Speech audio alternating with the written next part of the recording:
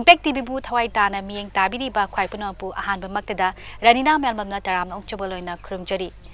Impact TV na episode 9 na sandok chaba Kaminasi Manipur hariba thoram asida puduna lakchariba unajagadoriba misakasi masana masabu thabak pijaba suba nomba kanba singi manungda chaliba miyoi amani miyoi asi kanano kari kari hotnariba ke haibadu mayanga punna khangminarasi ahan ba makta ozagi mingalei phanga mayam tam tang thambi oza Aigi leifam wanging sorkaibam lekai samne SK haraga khangne lekai je aduga yumnang na nongthombam Indra Kumar Elias Nimai Elias Nimai habi koza SK lekai na khangna bam fam sidane bago ado oza khoine hek changjar pa matamda koi dragon fruit che uzai ko ozagi mafam sida ko ado dragon fruit si dai hana hokjage ozagi sinfam si ko oza si dragon fruit che matau karamna thaba horakibano haibidu mayamda matem tang haibi Dragon fruit se hanadi khangam de ko pose ije adagi khangdab je akhoi inau pemanda sina esman hayam la ado thaba khopagi kamai tawjige khochige na sum hangnarak poda krai de lawjige na hangnarak poda aina akhoi temai macha ma sumai tawduna mapan da lei adu mangon da hape paw lawgi ma ja heira da yam interest lei ba ngang ni adu char nu mai de loina phangi ko semo yu kari oi loina dum lawra ga loi lei haji da sumai na ina mangon hang kan e ka du di pora abane keno toraga yumda thagrabne na haya admaina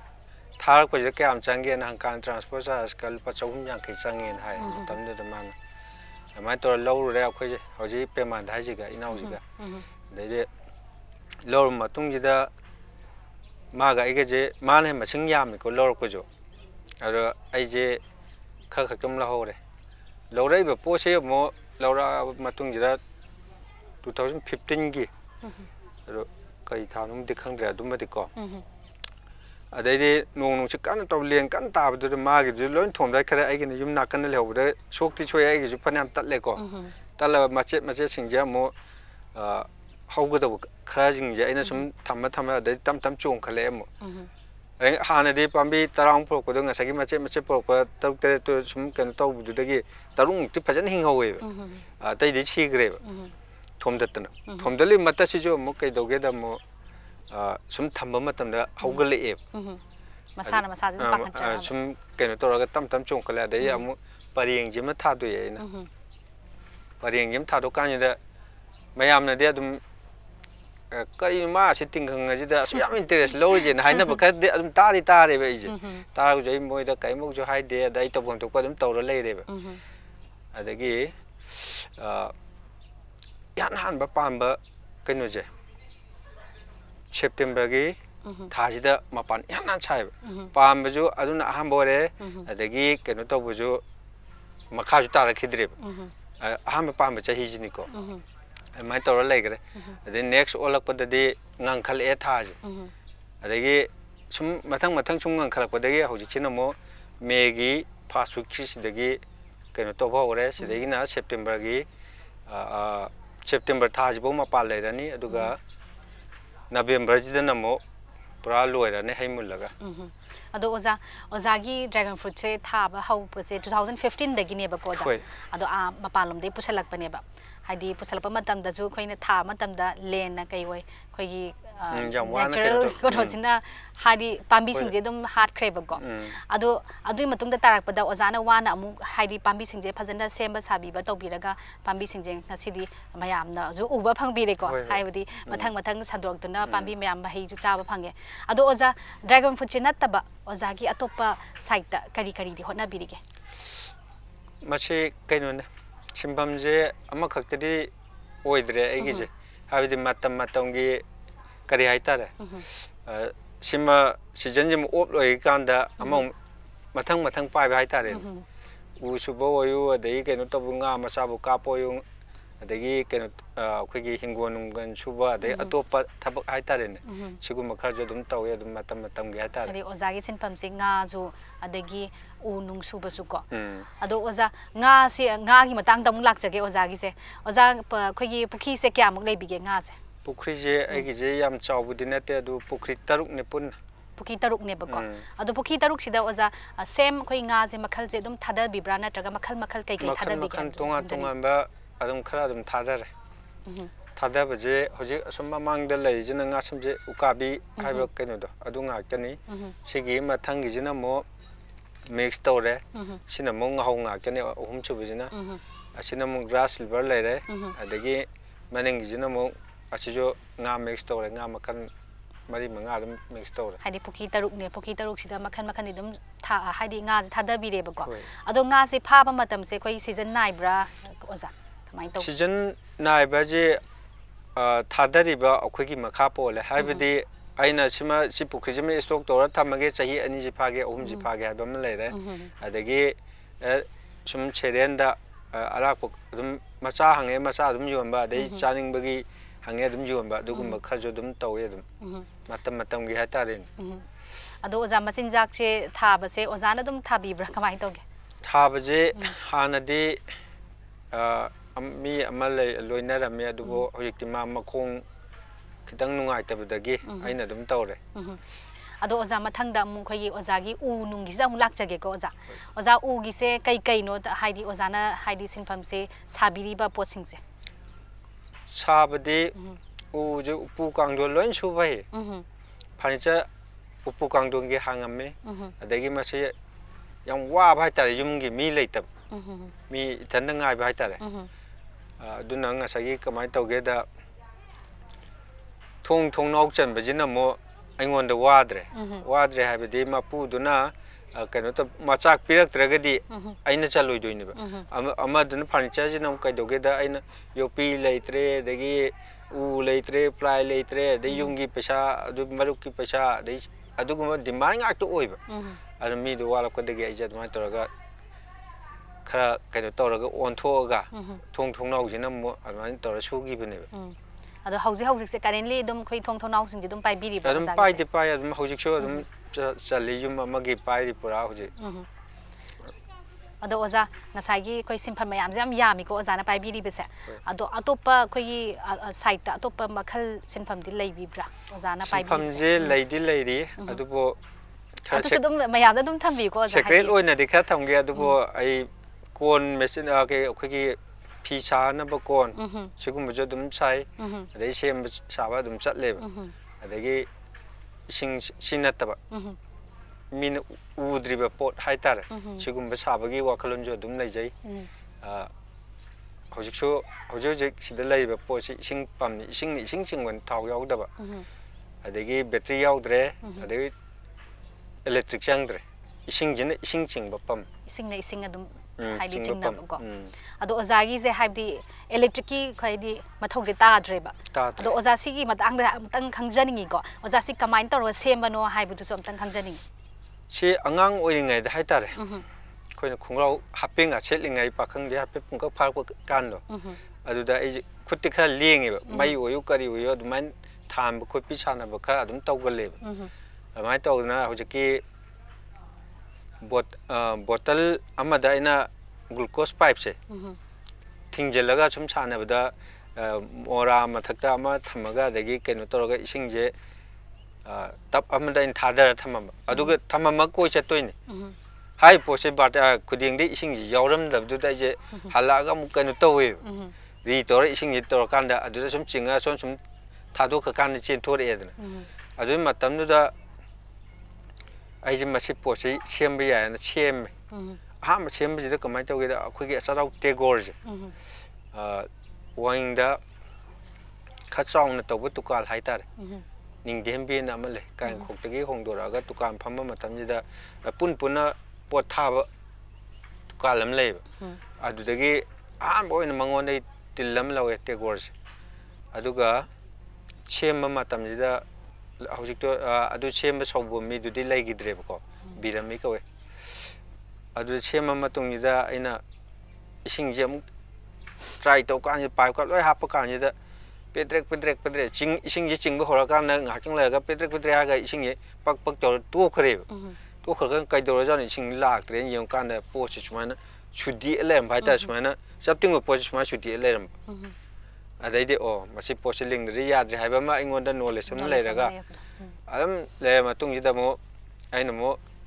ꯁꯤ ꯍꯤꯡꯒꯣꯜꯁꯤ ꯂꯧꯔ ꯁꯤ ꯎ ꯁꯨꯔꯤꯀꯥꯟꯗ ꯂꯧꯍꯧꯕꯅꯤꯀꯣ ꯑꯗꯨꯒꯤ ꯎꯁꯨ ꯂꯧꯔ ꯃꯇꯨꯡꯗ ꯑꯩꯗꯤ ꯁꯤ ꯑꯃꯨꯛ ꯂꯧꯔꯕꯅꯦ ꯄꯨꯈ꯭ꯔꯤ ꯃꯆꯥ ꯃꯆꯥ ꯇꯧꯊꯣꯛꯑꯒ ꯑꯗꯨꯃꯥꯏꯅ ꯇꯧꯔꯛꯑꯀꯥꯟꯁꯤꯗ ꯁꯤꯒꯤ ꯐꯤꯕꯝꯁꯤ ꯎꯔꯤꯅꯦꯕ ꯂꯩꯔꯤꯕ ꯃꯌꯥꯝꯁꯦ ꯑꯗꯨꯃꯥꯏꯅ ꯇꯧꯔꯒ ꯀꯩꯅꯣ ꯇꯧꯔꯦ ꯑꯗꯣ ꯑꯣꯖꯥꯁꯤ ꯑꯩꯈꯣꯏꯒꯤ ꯀꯩꯅꯣꯒꯤ ꯏꯁꯤꯡꯒꯤ ꯄꯥꯏꯞꯁꯦ ꯁꯥꯕ ꯃꯇꯝꯗ ꯊꯥ ꯀꯌꯥꯃꯨꯛꯇꯤ ꯆꯪꯈꯤꯒꯦ ꯑꯣꯖꯥꯒꯤꯁꯦ ꯊꯥ ꯆꯪꯕ ꯍꯥꯏꯁꯦ ꯅꯨꯃꯤꯠ ꯅꯤꯅꯤ ꯍꯨꯝꯅꯤꯗ ꯑꯩ ꯁꯨꯕꯒꯤ ꯃꯈꯥ ꯄꯣꯜꯂꯦ ꯁꯤꯗꯤ ꯍꯥꯏꯕꯗꯤ ꯄꯣꯠꯇꯨ ꯃꯦꯇꯔꯤꯌꯦꯜꯗꯣ ꯂꯩꯔꯗꯤ ꯁꯧꯖꯟꯕ ꯑꯗꯒꯤ ꯀꯩꯅꯣꯗꯨ ꯈꯛꯇꯅꯦꯕ ꯑꯗꯩꯗꯤ ꯏꯁꯤꯡ ꯍꯩꯖꯤꯟꯕ ꯑꯗꯨ ꯈꯛꯇꯅꯦ ꯍꯥꯏꯗꯤ ꯊꯥꯗ ꯅꯠꯇ꯭ꯔꯦꯕꯀꯣ ꯅꯨꯃꯤꯠꯇ ꯑꯣꯏꯅ ꯇꯧꯈ꯭ꯔꯦꯕ ꯑꯗꯣ ꯑꯣꯖꯥꯒꯤꯁꯦ ꯌꯥꯝ ꯐꯩ ꯍꯥꯏꯕꯗꯤ ꯑꯣꯖꯥꯒꯤ ꯉꯁꯥꯏꯒꯤ ꯑꯦꯂꯦꯛꯇ꯭ꯔꯤꯛ ꯌꯥꯎꯗꯅ ꯄꯣꯠꯁꯤ ꯏꯁꯤꯡꯅ ꯃꯁꯥꯅ ꯑꯗꯨꯝ ꯆꯤꯡꯖꯔꯕꯅꯦꯕꯀꯣ ꯑꯣꯖꯥꯗ ꯑꯗꯣ ꯑꯣꯖꯥꯁꯦ ꯑꯗꯨꯛꯀꯤ ꯃꯇꯤꯛ ꯑꯩꯈꯣꯏꯒꯤ ꯌꯥꯝ ꯇꯦꯂꯦꯟꯇꯦꯠ ꯑꯣꯏꯕ ꯍꯥꯏꯇꯥꯔꯦꯀꯣ ꯑꯣꯖꯥꯁꯦ ꯑꯗꯣ ꯑꯇꯣꯞꯄ ꯃꯈꯜꯗꯤ ꯑꯇꯣꯞꯄ ꯀꯩꯀꯩꯗꯤ ꯍꯣꯠꯅꯕꯤꯒꯦ ꯑꯣꯖꯥ ꯁꯥꯏꯠꯇ ꯁꯤ ꯏꯁꯤꯡ ꯇꯦꯡꯀꯤꯁꯦ ꯏꯁꯤꯡꯒꯤ ꯄꯥꯏꯞꯁꯤꯃ ꯂꯩꯔꯦꯀꯣ ꯑꯇꯣꯞꯄ ꯁꯥꯏꯠꯀꯤ ꯑꯇꯣꯞꯄ ꯁꯤꯀ꯭ꯔꯦꯠ ꯍꯥꯏꯁꯦ ꯑꯣꯖꯥ ꯈꯤꯇꯪ ꯊꯝꯕꯤꯔꯒꯗꯤ ꯅꯨꯡꯉꯥꯏꯅꯤꯀꯣ ꯊꯥꯎ ꯌꯥꯎꯗꯕꯤ ꯃꯩ ꯌꯥꯎꯗꯕ ꯁꯣꯂꯔ ꯌꯥꯎꯗꯕ ꯍꯥꯏꯇꯥꯔꯦꯀꯣ ꯁꯤꯒꯨꯝꯕ ꯐꯦꯟ ꯃꯈꯜ ꯑꯃꯁꯨ ꯑꯩ ꯀꯩꯅꯣ ꯇꯧꯔꯤ ꯇ꯭ꯔꯥꯏ ꯇꯧꯔꯤ ꯀꯩꯅꯣ ꯇꯧꯅꯕ ꯄꯨꯊꯣꯛꯅꯕꯒꯤ ꯍꯥꯏꯗꯤ ꯑꯦꯂꯦꯛꯇ꯭ꯔꯤꯛ ꯌꯥꯎꯗꯕꯤꯗ ꯐꯦꯟꯁꯦ ꯑꯗꯨꯝ ꯍꯨꯝꯒꯗꯕꯀꯣ without electric without oil without battery without solar ꯀꯔꯤꯝꯇ ꯌꯥꯎꯗꯕꯤ ꯍꯥꯏꯇꯥꯔꯦ ꯌꯥꯝꯅꯁꯨ ꯏꯟꯇꯔꯦꯁꯇꯤꯡ ꯑꯣꯏꯔꯦ ꯑꯣꯖꯥꯒꯤꯁꯦꯀꯣ ꯍꯥꯏꯕꯗꯤ ꯁꯤ ꯃꯌꯥꯝꯅꯁꯨ ꯉꯁꯤ ꯈꯪꯕꯤꯔꯦꯀꯣ ꯑꯣꯖꯥꯒꯤꯁꯦ ꯃꯊꯪꯒꯤ ꯄ꯭ꯔꯣꯖꯦꯛꯁꯤ ꯐꯦꯟ ꯑꯃ ꯄꯨꯊꯣꯔꯛꯄꯒꯤ ꯋꯥꯈꯜꯂꯣꯟꯅꯦꯕ ꯂꯩꯕꯤꯔꯤꯁꯦ ꯑꯣꯖꯥꯀꯣ ꯑꯊꯨꯕ ꯃꯇꯝꯗ ꯃꯌꯥꯝꯗ ꯑꯩꯈꯣꯏꯒꯤ ꯐꯦꯟꯁꯤ ꯁꯨꯡꯁꯣꯏ ꯁꯣꯏꯗꯅ ꯂꯥꯟꯊꯣꯛꯄꯤꯔꯛꯀꯅꯤ ꯍꯥꯏꯅꯁꯨ ꯊꯥꯖꯩꯀꯣ ꯑꯣꯖꯥ ꯑꯗꯣ ꯑꯣꯖꯥ ꯗ꯭ꯔꯥꯒꯟ ꯐ꯭ꯔꯨꯠꯇ ꯑꯃꯨꯛ ꯂꯥꯛꯆꯒꯦ ꯑꯣꯖꯥꯒꯤ ꯉꯁꯥꯏꯒꯤ ꯗ꯭ꯔꯥꯒꯟ ꯐ꯭ꯔꯨꯠꯁꯦ ꯊꯥꯕ ꯃꯇꯝꯗ ꯑꯩꯈꯣꯏꯒꯤ ꯊꯥꯔꯛꯑꯦ ꯃꯍꯩ ꯄꯥꯟꯕ ꯍꯧꯔꯦ ꯑꯩꯈꯣꯏꯅꯁꯨ ꯎꯖꯔꯦꯀꯣ ꯑꯗꯣ ꯄꯥꯟꯕ ꯃꯇꯝꯗ ꯑꯩꯈꯣꯏꯒꯤ ꯃꯍꯩꯁꯦ ꯅꯨꯃꯤꯠ ꯀꯌꯥꯅꯤꯗ ꯃꯄꯨꯡ ꯐꯥꯒꯦ ꯄꯥꯟꯕꯁꯦ ꯀꯩꯅꯣꯅꯦ ꯄꯥꯟꯕꯗꯒꯤꯅ ꯀꯩꯅꯣꯐꯧꯁꯦ ꯅꯨꯃꯤꯠ 25ꯅꯤꯗꯅ ꯊꯥ ꯑꯃꯐꯧ ꯍꯥꯏꯇꯥꯔꯦ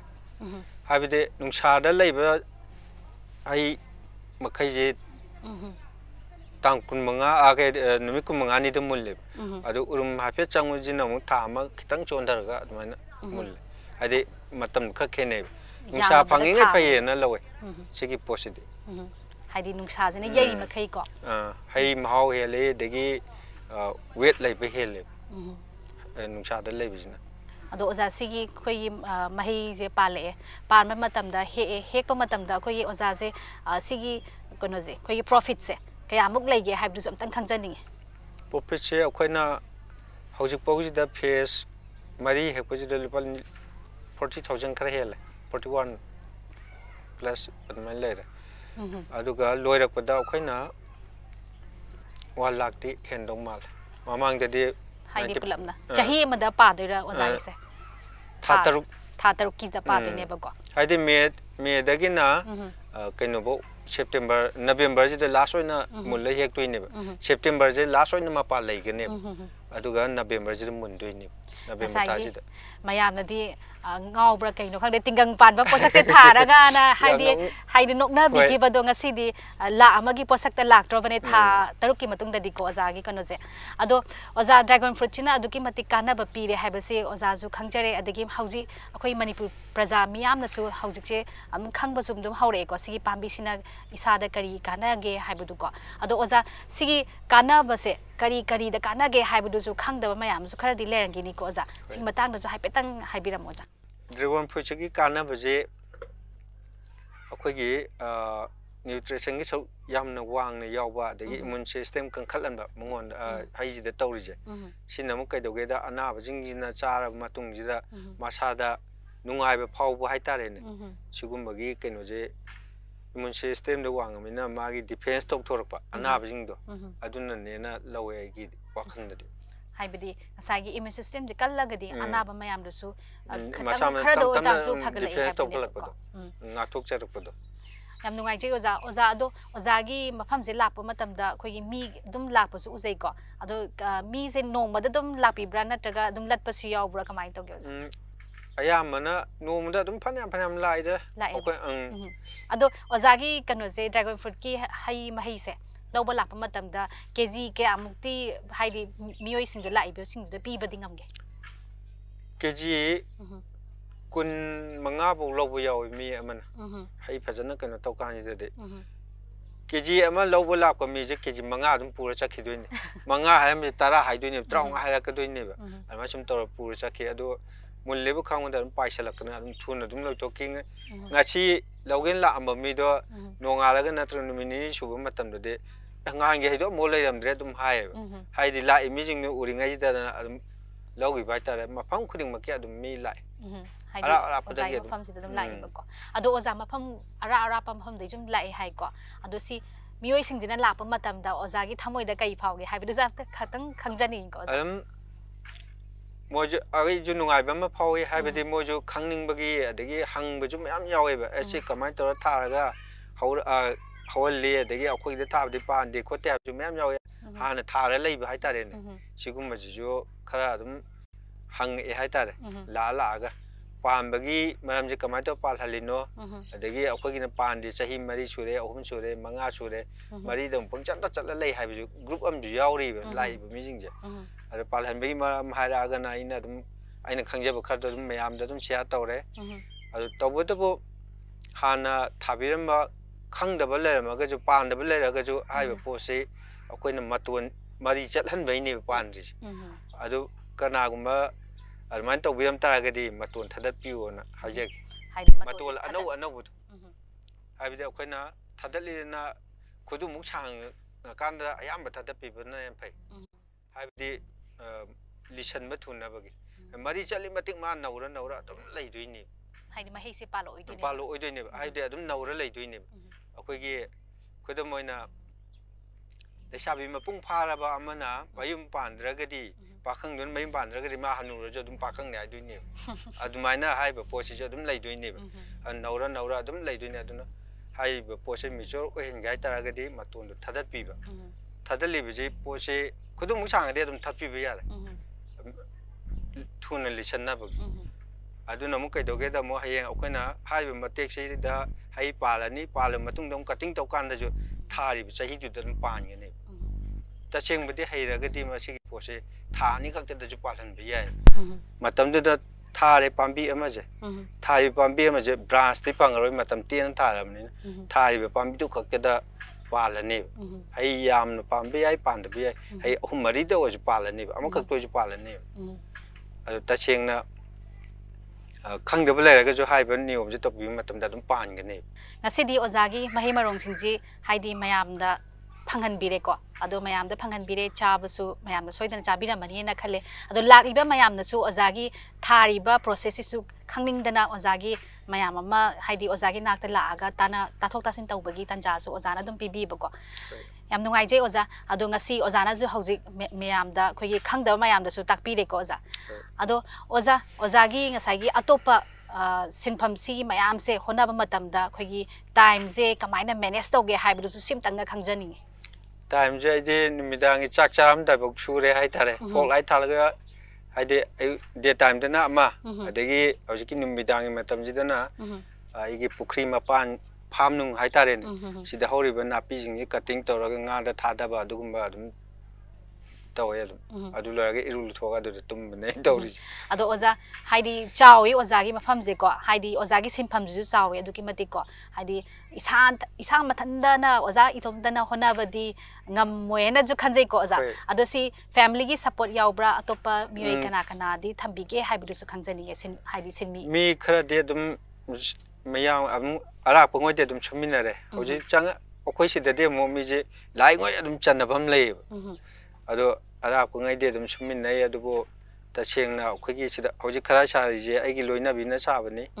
material de mapan loksang gi de aina dum tawre saba kopoi gi na sin nupi gi group aktom mo oire asman toraga sale sima ore lora pada dum chang ga pe yeng biro yara ni adi khara ju sari oza ki se ko khara ju sari ado khara ju sari ozagi hauji lairiba sinmi singja kaya muk laibirige hablu ju khangjani oza chimi hauji ke lo singi matam ni na ngasagi mi ahum mari de dum sari asida haidi lekai ngak to oibibra oza lekai ngak tane ado hana asong wang modagi yauram do maje masa khitang nungai ta na kana taw na pothari dum lak ko de dum lai ma dum na phaw lak kan ngchu ado oza sigi matang da ozagi tawriba posak singja haidi ozana khoigi sinpham mayam hona biri se sida sinmi mayam thambire ngasi sigi ozagi thamoi da aina tawri je mapum phare na khanbi bro oza ꯃꯄꯨꯡ ꯐꯥꯕꯗꯤ ꯍꯣꯏ ꯑꯩꯅ ꯄꯨꯔꯥ ꯑꯩꯅ ꯈꯟꯖꯕ ꯀꯩꯅꯣꯗꯨꯃꯛꯇꯤ ꯌꯧꯗ꯭ꯔꯒꯁꯨ ꯈꯔ ꯃꯈꯩꯗꯤ ꯀꯩꯅꯣ ꯇꯧꯔꯦꯅ ꯂꯧꯕ ꯇꯥꯏ ꯍꯥꯏꯕꯗꯤ ꯉꯝꯗ꯭ꯔꯒ ꯌꯥꯝꯅꯃꯛ ꯇꯧꯕ ꯉꯝꯗ꯭ꯔꯒꯁꯨ ꯃꯤ ꯑꯃꯅꯤꯗꯪ ꯑꯩꯅ ꯃꯥꯒꯤ ꯃꯇꯦꯡ ꯐꯪꯍꯟꯕ ꯑꯩꯉꯣꯟꯗꯁꯨ ꯀꯥꯟꯅꯕ ꯁꯨꯃꯥꯏꯅ ꯍꯤꯡꯃꯤꯟꯅꯕꯒꯤ ꯀꯩꯅꯣꯁꯤꯃꯗꯤ ꯈꯔꯗꯤ ꯉꯝꯃꯦꯅ ꯂꯧ ꯇꯥꯔꯦ ꯍꯥꯏꯗꯤ ꯃꯌꯥꯝ ꯄꯨꯔꯥ ꯄꯥꯛꯇꯛꯅ ꯂꯧꯕ ꯉꯝꯗ꯭ꯔꯒꯁꯨ खर मखैदी खर मखैदी ngam ya dubo ngamagadi khas pak chaung toge na dum khalle soidana su ozana pak chaung na tawningi ba haidi wakhalon do leibiri ba du soidana mai pak pas dum oibiyo na ju haijari ka ozada ado ozagi imung manung da lak jage ozagi angang kaya leibirage aduga hauze hauze kai kai hona birige haibdu su mayam dang thambi oza aigi chaje ahum ne anjena nupa ne ani mana nupi ne amana hojik sida computer hanga computer center lay computer tambam lay adagi sonana bazar da ju tukal ma hangi ba loina chemba saba kai loina tawre aga chan pajima adagi chan pi yai majina hojik je kano private school no aja lay oire lay ri ma jo computer mcl waraga oja waraga lay ban computer gi oja waina adamai tawraga leiri adagi chanupi atum dumade mamangi corona da maim pan thokre corona da chatkre adumade oza adu matung tarpuda khogi dragon fruit ki dam lak jage oza gi khogi thari ba pambi singse hauji matam da di har nung se am hapnei ko haidi pambi je mapum phana phana bane na ko ado oza gi su har happy bra kamai to bano haibdu jam tan khangjani oza har hapaja gi de santhi utkumba de unawana apatpa sugumba ngakane ai season na rejide aduga kanogi har agi tilida amta season na dre bako tin kang taraga ju aigi namu kamai togeda phadokwa tigi phabam changi ko ayung tanga ta da ni pharija tai matam da di phade haibidi kakching jina mangon da yam lei ma pansar kan etek yam tawgalle ayom jala leram je ayung ta da di kakching pulap ta sala lem doini haiba matam je kakching pulap halawrani halahudaba group chinamu next term phadoi asma zai khutna oina ko khutna dum phadoi ni adegi telai khumina ju ektek yam tawgalle ma pani da haide makhong ji da telai khumina hallaga cha tho mani ko chaga machum lakpa jum kakching macha jing ni attack tok doini aruga haibe poche mo mahai oiraga ju na tai cha da bhai tare natraga yellow kasalga patlag kelak pama yellow kara adi ma chira aneba almai tora kele almaina haibe poching je phadok pu khakene in tawri hida lang tam ta kapti adu kana gumba chida kakching ta de ni na kapi bijing ja hai pa me gi chang nemgen haibe di numidang da chapa po ne bi chigi poche numidang da chapa jida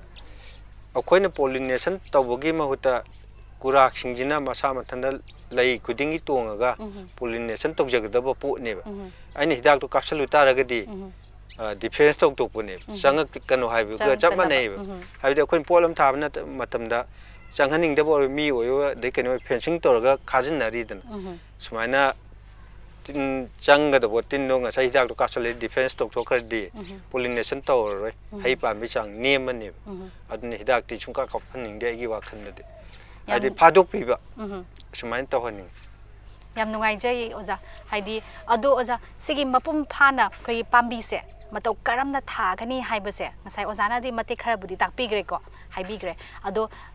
amuka mayam da koi khangdaba mayam su yarongi ni ko koi praja mayam da ozana haibidi mai pambi se mapum phana kamain toraga mato karamna tha gani aduga koi pambi je tha matam kai kai protection changi haibido adu su mayam da haipitang charang nam tak haibi oza thabajida makhan khara lei ko haibidi sitagi lawraga hullaga thabajiu matam kuin changi hai haibe pose matam changi ji kari gino bo pose haurup ko matam da khogi matu yam chu ma haure chu ma ga haure pose khoina thuna palhan gya ke keno pose sahi manga changudo sahi amada natraga ani da palhan gya hai taragadi chu poga inchi ahum mari saruk po matam jida haibe pose chongkhlei poche matun ji kartang thadat piba matun thadalami mana sonda chaphan metram kai dorage da madu branch kara la ani masa hoina laiba masaji da masong mari panba natraga manga panba yaura ani मोजिंग दु Jong सु थदत पिगदबने मसोंग अहुम हाइदे सुमाइना T shape नत्रगा triangle shape ता हाइतारे नको highway पोचे सुमाइ लाक्तारगदि अदुगिदो चोंथोरागदि ख्वाइदगी best होय हाइबेदि माजे अखोइना खुदुम हाइदि इंची ट्राइन थोइदेना तरा bogie मनुंग जी Sangla आकांदा highway पोचे मतोन थदत पिरगा पांबी massage लेहनबा लेहलगा था तारगदि थारिबे चहिदुदा दुम पानगने अदु नत्रगदि एस मा अदुम पांबीदुदा अदुम थंबा सुंपा पालोय मा अदुम लेइनेब अदु ngасagi चादगी हुनबे के मरुदे सेते हुनबे जिदे केदोगेदा मादर हम हौरैबे पोतो अदुदि पालोय ब्रांच तुना हम पानगने संतोरीबा मसादुना हम पानगने मसाजन कटिंग तोर थादोकु अदुना हम पानगने अदगी अमना अखोइना मिचोर ओइबा पामी जिंगजिदे का अगा थाबा मतमदे जो मागे मतंग मतंग लेइबा हाइबे मतंग मतंग लेइबा पोसे पामी मसादा लेरिकानदि ख्वाइगी मतोंजिदे पाला अनेबा मतोंगी आमगी केनोजिदा मसाजिदा मपान मरी साबोयो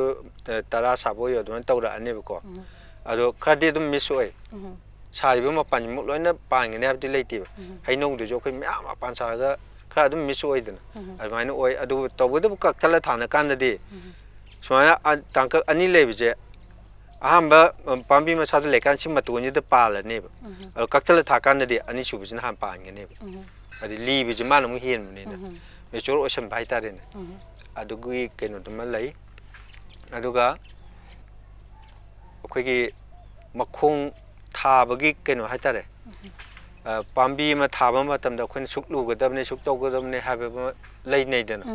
अदु हाइबे पोसिदे अखोइना थगाइमुक सांगबो नत्रगा फिट अमा सांगबो ओइ अखोइना लेबाकसे सेमा साबलो मतुंग नमधमबदे स्टेन तोबो ngambdo खक्तंग थाबिबो अतेमगी जो अतेमगी अदुम नमसमबदे लेप ngamba हाइतारेने नमधंगिबगा अखोइ स्टेन तोबो ngamba चांगदु खक्तंग थाबिबो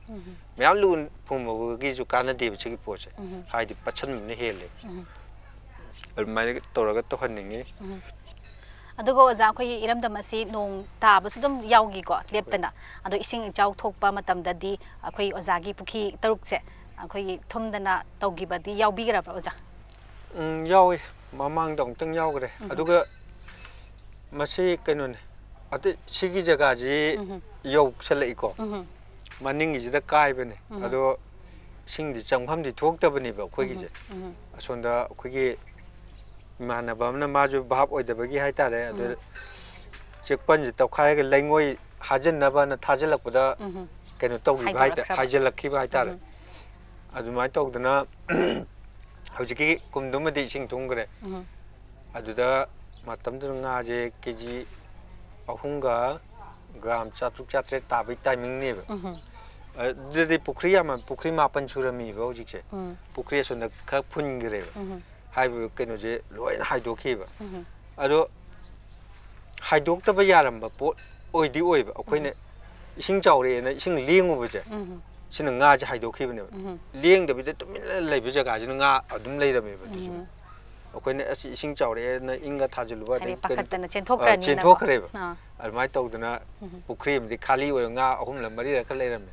अदमाइ तौगी अदुम बतुंग तारकददि थोइदोकपा केनो थुमबजे अतैदि का हेनदि यावदि खा तारपदि तौगिद्रेबा तौदि हानदे जो अखोइन खांखदे इसिंग जि थुमदिबसेगी जगाजे अदुगा हौजिके हाइबा तरंदुना इमानबजिना माजु भाप ओइदबे अखोइ सिगी वाखनि खंदबा हाइतारे लेंगोइ चंगना माइ जगारो खक कुट पाइतारे अदु लेंगोइ ताहोंगनबन थाजलकपदा ngасagi इसिंग चेंफम लेत्रम सुम मौखलक पाइतारे अदु मौखले इसिंग जि कराइ दैनो अखोइना सोना अखोइ इसत फाटलिबे कैनोजे सिदा सुम मेनजलबे सोना सुम वांखले एदन अदु इसिंग सोना लाइनि लाइदो अखोइना सोनों थाचल थमे दो वांखलखिबने हाइदि ngaगी प्रॉफिट लाकदबदो महंगरे महंगरे अदमाइना अदुगी तरन खक्तंग दि केनो तौगी अदो ओजायम नुगाइजे अदो खोइ इरमदम मणिपुरदा खोइगी लैरिबा नहा सिंग सुफम नफम खंगदबा मयाम सु लैरिको ओजा ओजागी हाइनिंगबा वहाइ खरदंग मयामदा हाइपेदंग थंबियोना सु हाइजरिको ओजा चिलिनाउजिंग अदगी लम लैजरगदि हांगन लैबा पोसिंगजे खोइन कोबी थाबोयु करिवो सुगुमदा नातै चादबा लम हाइदि लैदना सिगुम जिंगे ड्रैगन फ्रूट फजन चुरी हाइ चुरी चिंगगा जो स्लोप त चिंबिगदौनको मा इसिंग थुंबा यादबा पोट अम ओय निन चोचोट लौबो याबा यादबा हाइतारे hai poche akoina ising chithokpa yana masam thanda chenda gi biya ba iramam chema thabi gadamne habidi ma ising yam darkar oide adugo lam khara haitare leingoi ge leitang ju khena ba khara dilai ba leita leingoi jina mo khara inin khara leigel le adugo leingoi jina akhoi gi nungsai phro koi leibak ji kyaw kang mun lei ba adugo mu de tham da anir kum ising chai bi biya adu aduga मादी सिंग दियम तोयना कनो तोबो पोटी नते अदुरगा जो ngसागी कंगसेला अगदी कनो तोबो दु वाटलिदन इनिंखा पंगबुदी याय अदुमा लेरे दगे मखाता कोद ngसागी अखोगी highway pot थानिंग लेरगदी highway पोसे अदमा तोरगा थानिंग income जो दुम फजना लाकवा दगे मणिपुर द जो पोथोक से मरांग काइना लेतबनिना मपालम दे पुछलागा चाबा ngakने तोइ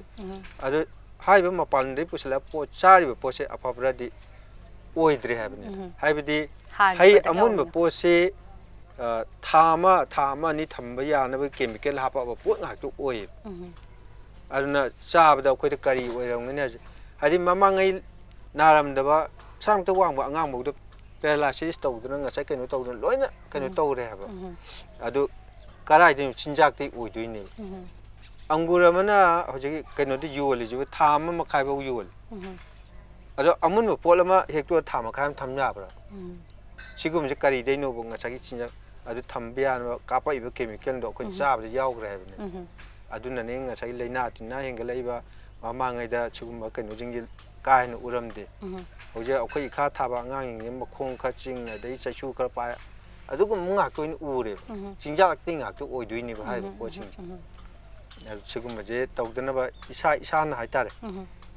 योनबा मक नत्रग इसागी चानबा पोथो इमुंगदुमगी चाबा याबा पोति थाहनबा याय थाबा याय न लवे लोकन याम नुंगाइजे ओजा ओजागी अचिनबा कयाबो काइथोपिरगा ngasi अखोगी इम्पैक्ट बिना लागा स्माइना मतम पिबिबगी दमक्तसु ओजाबो हाइनगानि तना थागचरी अदुगा ओजागी तुंगदा अखोगी फ्यूचर दा ओजाना सागे पुथोपिरके ना खनबिरिबा मयामबुसु सोइदना मयामदा हाइदि माइ पाकना पुथोपिरकनी हाइनासु थाजबा अचेपा थाजबा थमजरी हाइदि ओजाबु नादा येक्तना अदुम तुंगी फ्यूचर दा ओजाना खनबिरिबा मयामदु सोइदना माइ पाकना जंक्शन नसु हाइजरी को ओजाबो